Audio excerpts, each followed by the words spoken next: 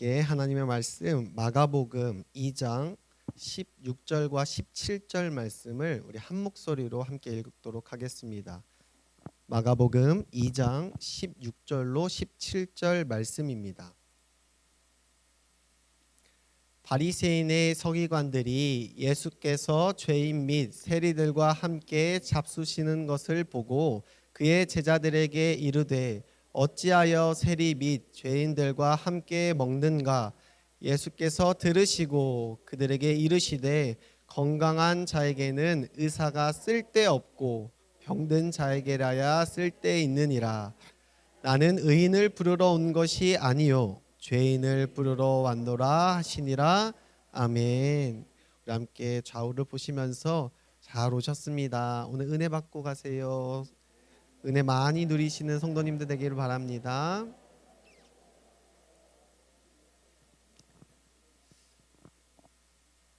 사랑하는 여러분들은 여행 다니시는 거 좋아하시나요? 요즘 휴가철로 많은 사람들이 여행을 다니고는 있는데 여행을 대부분 누구와 함께 가죠? 자신의 사랑하는 가족들과 또한 마음이 맞는 친구들과 여행을 다니곤 합니다. 왜 그럴까요? 자신이 사랑하는 가정들과 자신의 아내, 자신의 남편, 자신의 자식들 혹은 어르신들과 함께 여행을 하면서 행복한 추억을 쌓고자 하는 것이지요.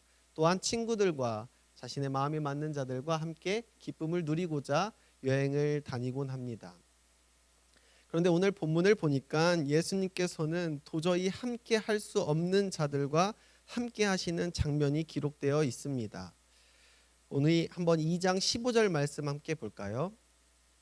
그의 집에 앉아 잡수실 때에 많은 세리와 죄인들이 예수와 그의 제자들과 함께 앉았으니 이는 그러한 사람들이 많이 있어서 예수를 따름이러라. 아멘. 예수님께서 지금 누구와 식사를 하고 계신다고요? 세리와 죄인들과 함께 식사를 하고 있다 말씀하고 있습니다. 우리는 예수님께서 늘 죄인들과 함께 하시는 것을 익히 들었기에 우리는 잘 알고 있기에 이 부분이 별로 거리낌 없이 우리의 마음 가운데 들어오게 됩니다.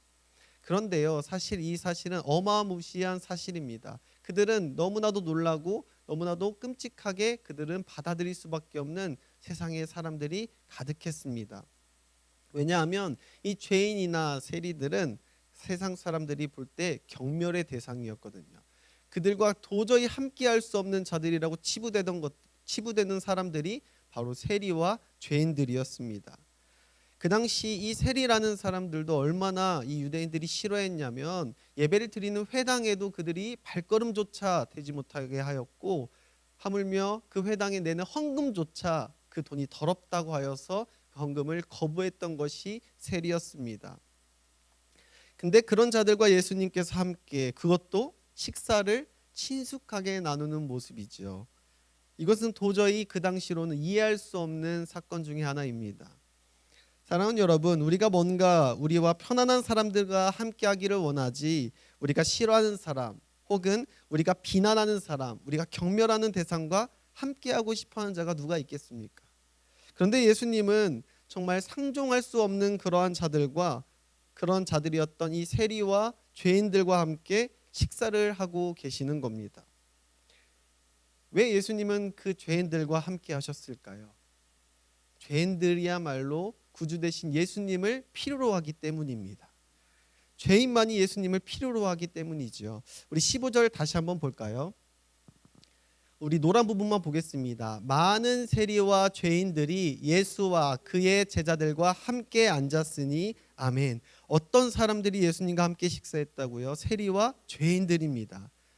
그렇습니다. 바로 이 죄인들만이 구주이신 예수님이 필요로 하기 때문에 예수님과 함께할 수 있는 것입니다. 바꾸어 말하면 내가 의인이다, 나에겐 아무 문제 없다, 나는 정직하다, 나는 깨끗하다 하는 자들과는 예수님이 함께 하실 수 없다는 말입니다. 오늘 그런 대표적인 사람들이 본문의 16절에 소개되어 있습니다. 16절 말씀 봅니다. 바리새인의 서기관들이 예수께서 죄인 및 세리들과 함께 잡수시는 것을 보고 그의 제자들에게 이르되 어찌하여 세리 및 죄인들과 함께 먹는가? 아멘. 바리새인과 서기관들이 예수님과 함께 식사하는 사람들을 뭐라고 부르고 있나요? 세리와 죄인들. 어찌하여 그들과 함께 먹냐고 예수님께 핀잔을 두고 있습니다. 무슨 말입니까? 바꿔 말하면 자신은 세리가 아니고 죄인이 아니라는 말이죠. 더 깊숙이 말하면 자신은 의인이라는 이야기입니다. 자신은 아무 문제 없다고 이야기하는 겁니다. 왜 그들이 그런 말을 할 수 있습니까? 그들은 바리새인이기 때문입니다. 우리가 바리새인 하면 쉽게 위선자라고 떠올리고 그들은 하나님의 말씀대로 살아가지 못하는 자라고 쉽게 우리는 떠올리죠. 그런데 우리가 만약 그 당시를 살았다고 한다면 우리도 바리새인을 존경했을지도 모릅니다. 왜냐하면 바리새인은 그 누가 보더라도 율법을 철저히 지키던 자들이었거든요. 율법만이 아니었습니다. 장로들이 그렇게 엄격하게 지키던 정결법도, 또한 그 제자들이 지키던 그 정결법도 열심히 지켰던 것이, 철저하게 지켰던 것이 바로 바리새인이었습니다.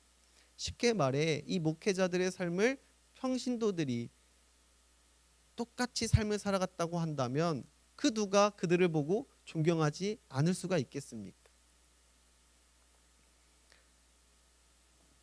그런데 그들은 그 당시 존경을 받는 사람들이었지만 그들은 결코 자신을 의인이라고 할 수 없는 자입니다. 의인이라고 자신을 쉽게 말할 수 있는 자가 별로 없겠죠. 바리새인은 왜 자신을 의인이라고 은연중에 생각했을 것인데, 그러니 저들을 죄인이라고 말하고 세리라고 말하면서 정죄할 수 있었던 자격을 왜 가졌다고 생각했을까요? 우리 로마서 3장 10절부터 12절 말씀을 한번 보도록 하겠습니다. 기록된 바 의인은 없나니 하나도 없으며, 11절 깨닫는 자도 없고 하나님을 찾는 자도 없고 다 치우쳐 함께 무익하게 되고 선을 행하는 자는 없나니 하나도 없도다. 아멘. 만약 바리새인들이 이 로마서 말씀을 읽었다면 자신이 의인이라고 생각을 안 했을지도 모릅니다. 그런데 왜 바리새인은 은연중 자신은 깨끗하다, 의인이다 생각하며 저들을 정죄하고 죄인들을 구별하기 시작했을까요? 그것은 율법을 지키고자 율법을 열심히 공부하고 자신의 지식이 쌓여가면서 그러한 자신이 생각하는 그 율법을 지키는 그 연차들이 지나가면서 자신은 저 죄인들과는 다른 무언가, 나는 의인이라고 은연중에 생각하게 되는 겁니다. 난 저들과 달라, 나는 깨끗해, 나는 구별된 삶을 살고 있다라고 바리새인들은 늘 착각 속에 살아갔기 때문입니다. 말씀을 읽다 보니까 사실 진정한 그리스도인은 말씀은 읽으면 읽을수록, 신앙생활을 하면 할수록 나의 죄와 허물이 더 많이 보여야 되는데, 말씀을 배워갈수록 내가 다른 사람과는 더 안다는 생각 때문에 그것을 자신의 의로 삼아버리는 그런 사람이 될 수도 있다는 것이죠. 바로 오늘 본문의 바리새인 서기관들처럼 말입니다.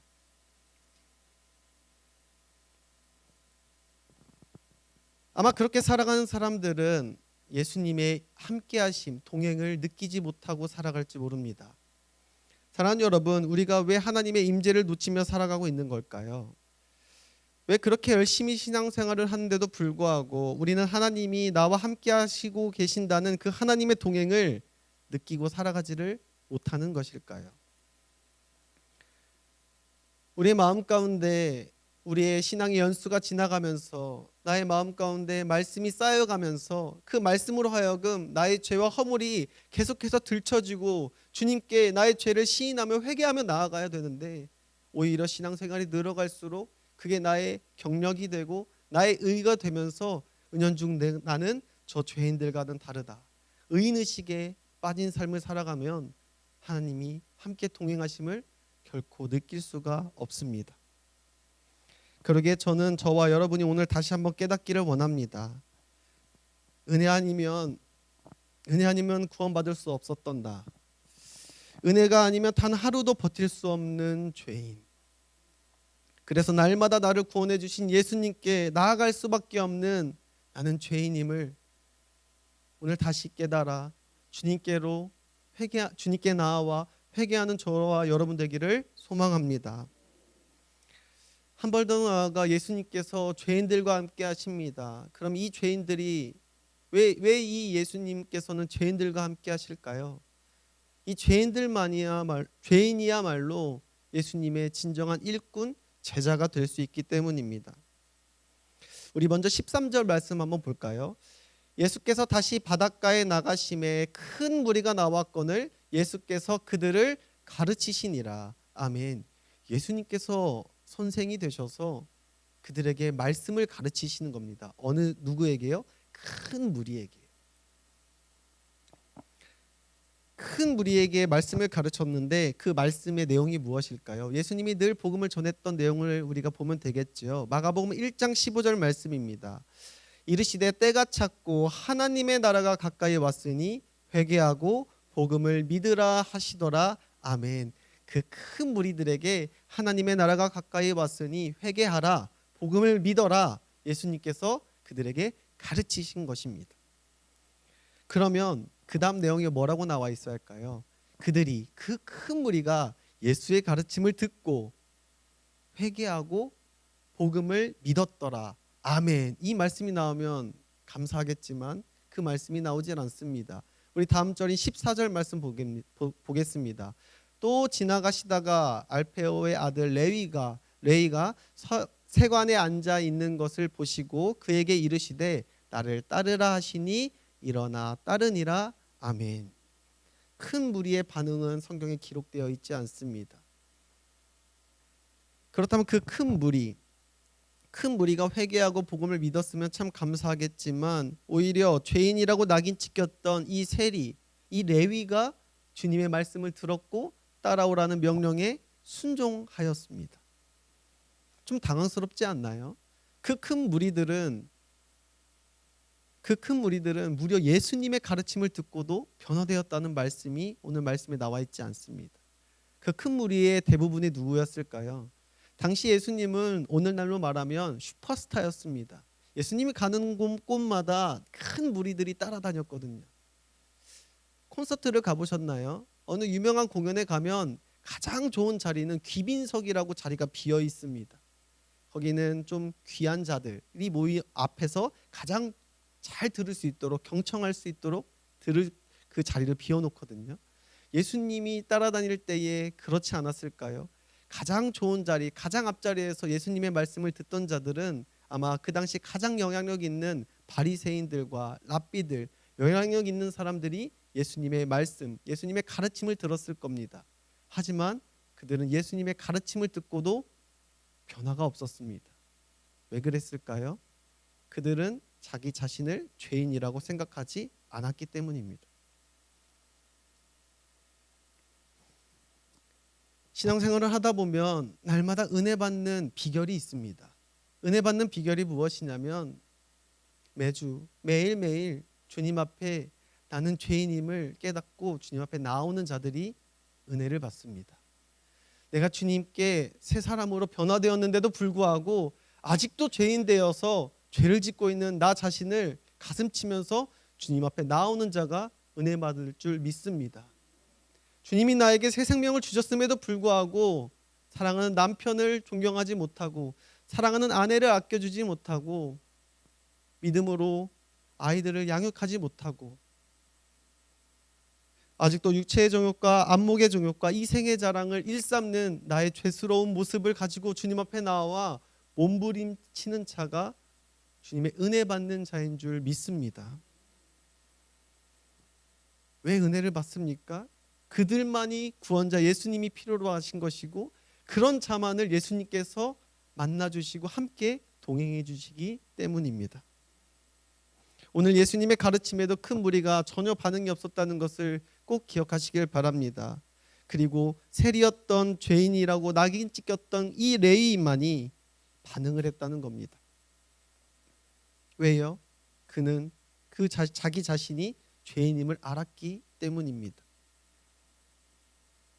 그리고 다시 지나가시다가 예수님께서 그 세관에 앉아있는 이 레위를 보고 그의 마음이 변화된 것을 보고 나를 따르라 말씀하셨을 때에 그 레위는 예수님을 따르기 시작합니다. 오늘 본문에는 단지 따랐다라고만 말씀이 기록되어 있지만 그는 그의 모든 것을 버리고 예수님을 따라갔습니다. 놀랍지 않나요? 죄인이라고 모든 사람들이 경멸했던 그런 존재였던 그가 예수님의 부르심을 받고 예수님을 따르기 시작했습니다. 하나님의 나라는 결코 실력 있는 자, 인정받는 자, 자기가 문제없다고 하는 자가 하나님의 나라에 들어가는 자가 아니라 자신이 죄인임을 깨닫고 자신의 부족함, 자신의 연약함을 가지고 주님을 찾는 자가 하나님의 나라에 들어갈 줄 믿습니다.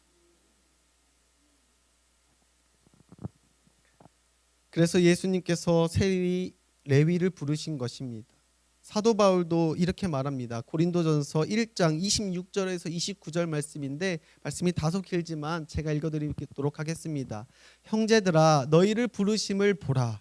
육체를 따라 지혜로운 자가 많지 아니하며 능한 자가 많지 아니하며 문벌 좋은 자가 많지 아니하도다. 그러나 하나님께서 세상에 미련한 것들을 택하사 지혜 있는 자들을 부끄럽게 하려 하시고 세상에 약한 것들을 택하사 강한 것들을 부끄럽게 하려 하시며 하나님께서 세상에 천한 것들과 멸시받는 것들과 없는 것들을 택하사 있는 것들을 폐하려 하시나니 이는 아무 육체도 하나님 앞에서 자랑하지 못하게 하려 하심이라. 아멘. 오늘 이 말씀이 여러분 마음 가운데 큰 감동이 있기를 소망합니다. 주님은 너희의 부르심을 봐라. 내가 너희를 부른 것을 보아라. 너희에게 지혜 있는 자가 없고 문벌 좋은 자가 없다. 아니 오히려 약한 자, 천한 자, 오늘 본문의 말씀처럼 경멸을 받는 자를 주님이 부르신다고 말씀합니다. 내 자신이 부족한, 아니 나의 죄악으로 인하여 그 죄인임에도 불구하고 하나님의 은혜로, 그 하나님의 은혜로 구원받은 그 은혜에 감격하면서 주님께 나오는 자, 그 자만을 주님께서 택하시고 주님의 나라로 이끄시며 주님의 제자가 될 줄 믿습니다. 내가 능력 있고 내가 지혜롭고 내가 다른 사람보다 잘할 수 있어서 하나님께 쓰임 받는 것이 결코 아닙니다. 저 자신을 봐도 그런 것을 참 많이 느끼죠. 저는 원래 사실 말을 잘하지 못합니다. 지금도 많이 더듬기도 한데 저는 학창 시절 동안 제가 누구 앞에서 이렇게 말을 할 수 있을 거라고 단 한 번도 생각을 하지 못했습니다. 근데 많은 주님의 훈련을 통하여 이 자리에 섰고 저같이 부족한 죄인을 주님께서 사용하셔서 이렇게 귀한 성도님들 앞에서 말씀을 전하게 하신 줄 믿습니다. 사랑하는 여러분, 레위인은 하나님의 부르심 앞에 모든 것을 버리고 즉시 쫓아갔습니다. 그것은 자기가 가지고 있는 것들, 그것들이 다 쓸모없는 것임을 알았고 나 같은 죄인을 하나님의 은혜로 불러주신 그 하나님의 은혜에 감격하였고 감사하였기에 그는 예수님을 따를 수 있었음을 믿습니다. 우리가 신앙생활을 하면서 내가 교회를 열심히 하고 내가 신앙의 연차가 늘어나면서 내가 내 능력이 이 정도 돼, 내가 이만큼 헌신했지 라고 생각하는 순간 하나님의 임재가 멈춤을 기억하시길 바랍니다. 나같이 보잘것없는 자를 오늘도 주님이 나를 함께 하시고 나를 제자 삼으시겠다고 주님이 늘 나를 부르시고 계심을 기억하기를 바랍니다. 그리고 그 레위인은 마침내 그 부르심을 따라 주님의 제자로 살았고 마침내 마태복음을 기록한 제자 마태가 되었습니다. 죄인이라고 낙이 찍혔던 이 세리, 이 레위가 바로 마태라는 것이죠.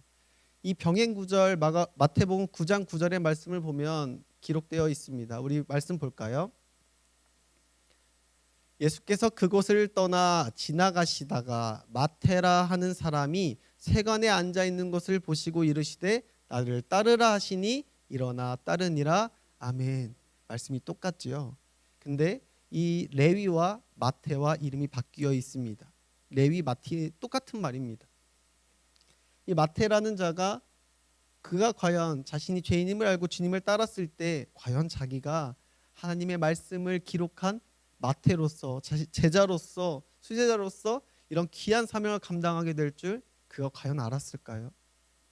그는 단지 자기의 죄인임을 알았고 주님이 나의 구원자 되심을 알았고 주님이 말씀하셨을 때 순종하였기에 주님이 그를 제자로 사용하신 줄 믿으시길 바랍니다. 우리 15절 다시 한번 볼까요?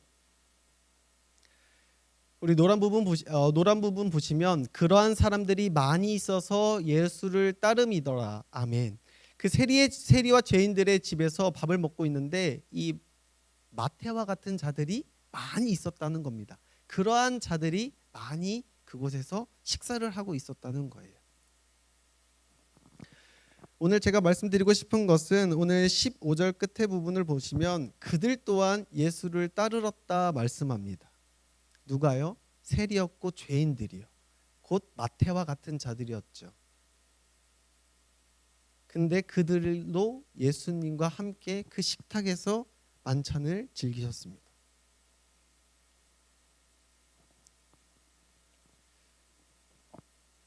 우리가 주님의 제자가 되는 것은 이러한 식탁 공동체가 되는 건 줄 믿습니다. 죄인들이 모여 있는 것이 교회입니다. 우리는 아무 쓸모없던 사람이 하나님의 은혜로 부르심을 받았기에 그 모인 자들이 그 모인 공동체가 바로 교회가 되는 겁니다. 그래서 교회엔 문제들이 많이 나타납니다. 왜냐하면 우리가 은혜로 하나님의 부르심을 받았지 아직 변화되어서 모인 것이 아니기 때문이죠. 또 우리는 여전히 서로에게 상처를 주고 받기 마련입니다. 신앙생활을 하다 보면 상대하기 싫은 사람들이 있지 않으십니까? 저를 지극히 보시는 것 같은데 저를 회개하겠습니다. 신앙생활 하다 보면 저 사람이랑은 좀 마주치기 싫고 대화를 섞기 싫은 사람들이 있곤 합니다.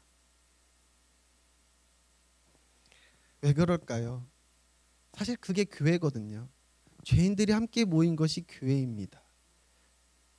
주님을 믿고 새 사람으로 변화되었지만 영생을 얻었지만 아직 성화가 되지 않았기에 날마다 주님을 닮아가고자 몸부림치는 죄인들이 이곳에 모인 것이 교회인 줄 믿습니다. 다시 말씀드리지만 오늘 본문에 예수의 제자가 된 자는 세상 모든 자들이 경멸하는 자였습니다.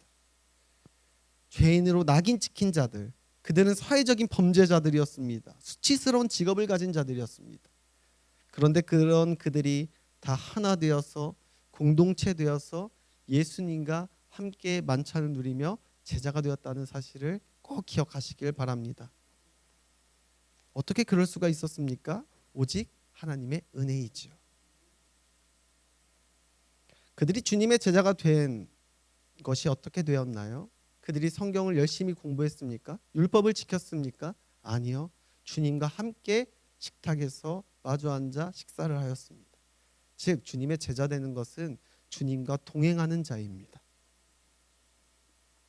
우리가 성경 공부를 한다고 해서 주님이 제자로 만드시는 것이 아니라 주님이 함께 그들과 하시면 주님이 제자 만들어 주실 줄 믿습니다. 우리 16절 말씀 보도록 합니다. 16절입니다. 우리 말씀 16절 보도록 하겠습니다. 바리새인의 서기관들이 예수께서 죄인 및 세리들과 함께 잡수시는 것을 보고 그의 제자들에게 이르되 어찌하여 세리 및 죄인들과 함께 먹는가? 아멘. 하지만 안타깝게도 우리는 여전히 나와 조금만 스타일이 다르고 대화하기 좀 껄끄러운 상대가 나타나면 그들과 함께 할 수 없다고 이야기합니다. 저 사람만 아니면 난 그 모임에 들어갈 수 있다 이야기합니다. 내가 저 사람 때문에 저 교회를 나갈 수밖에 없다고 말을 하지요. 그런 자들에게 주님께서 뭐라고 말씀하십니까? 우리 17절 말씀 한 목소리로 읽어주시겠습니까? 예수께서 들으시고 그들에게 이르시되 건강한 자에게는 의사가 쓸데없고 병든 자에게라야 쓸데있느니라. 나는 의인을 부르러 온 것이 아니요 죄인을 부르러 왔노라 하시니라. 아멘. 주님이 말씀하십니다. 의인을 부르러 온 것이 아니요 죄인을 부르러 온 것이니라. 내가 죄인임을 망각하고 나를 불편하게 하는 자, 나를 힘들게 하는 자, 그들을 정죄하고 비난하지 않는 저와 여러분 되기를 소망합니다. 우리와 똑같은 죄인입니다. 주님은 그러한 죄인들과 함께 만찬을 하셨고 그들과 함께 하셨습니다. 우리도 죄인으로서 주님 앞에 나와 주님께 은혜 입은 자입니다. 그 은혜를 받았다면 우리는 함께한 그 죄인들과 함께 공동체를 이뤄갈 때 주님의 임재가 있음을 기억하시길 바랍니다. 그 자리에 주님이 함께 하실 줄 믿습니다. 그 자리를 주님께서 기뻐하실 줄 믿습니다. 사랑하는 여러분, 오늘도 여전히 주님과 함께하는 경험을 하고 살아가셨습니까? 우리가 예수님과 동행하는 것을 느끼며 경험하며 살고 싶다면 나 같은 죄인을, 나 같은 자를 용납하신 하나님의 은혜 때문에 내가 도저히 용납할 수 없는 자들도 그 사람과 함께 공동체를 이루어 나간다면 주님의 임재가 반드시 있을 것입니다. 그 임재를 경험하며 내가 죄인임을 깨닫고 날마다 주님 앞에 나아오며 나와 함께하는 많은 공동체를 이루어갈 때 주님의 그 기쁨을 누리는 저와 여러분 되기를 소망합니다. 하나님 아버지, 나 같은 죄인을 부르셔서 하나님의 말씀을 전하게 하심을 감사드립니다. 주님을 예배드리게 하심을 감사드립니다. 나를 구원하신 주님의 그 은혜를 평생 잊지 않고 살아가게 하여 주시옵소서. 하나님, 내가 도저히 용납할 수 없는 사람을 만날 때마다 내가 은혜로 부름을 받은 죄인임을 기억하게 하시고 옆에 있는 또 다른 죄인들과 함께 어울려 은혜를 나누게 하시고 교제를 나누는 기쁨을 맛보게 하여 주시옵소서. 주님, 참된 교회가 죄인들이 모인 공동체임을 알게 하셔서 잘못된 의인의식에 빠져 누군가를 정죄하고 비난하며 살아가지 않게 하시고 늘 은혜 속에서 주님과 동행하며 기쁨과 평강이 넘치는 삶을 살도록 주님 인도하여 주시옵소서. 감사드리며 우리 주 예수 그리스도의 이름으로 기도드립니다. 아멘.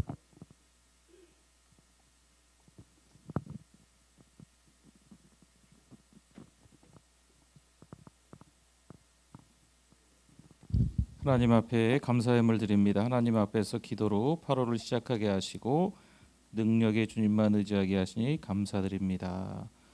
범사에 감사합니다. 8월 기도 11조 은혜 가운데 마치게 하심을 감사합니다. 우리 막벨라 헌금으로 또 하나님 앞에 올려드리셨습니다. 제가 기도하겠습니다. 하나님 감사합니다. 여전히 하나님의 은혜와 사랑을 오늘 또 말씀을 통해서 경험케 하시고 하루를 은혜 가운데 잘 마무리하고 한 주간을 믿음으로 달려갈 수 있는 우리들 되게 하여 주시옵소서. 정성스럽게 모두 하나님 앞에 예물 올려드리오니 하나님 받아주실 줄 믿습니다. 기쁨과 감격 가운데 우리의 몸과 마음과 시간을 드리며 할렐루야 외칠 수 있는 우리 믿음의 사람들 다 되게 해주실 줄 믿습니다.